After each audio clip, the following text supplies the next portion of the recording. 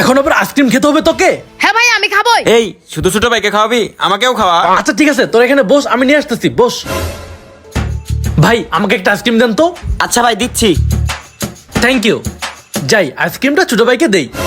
এই নে তোর আইসক্রিম। ভাইয়া তুমি আমাকে কি আইসক্রিম দিছো? নিজে খাই আমাকে দিতেছো? সামান্য আইসক্রিমের লোভটাও সামলাতে পারলি না?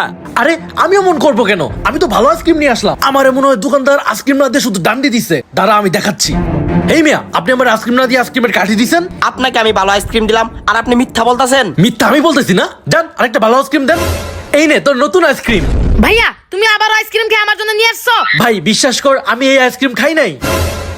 ও বুঝতে পারছি, এই তীব্র গরমে আইসক্রিম গলে গলে পড়ে যাইতেছে।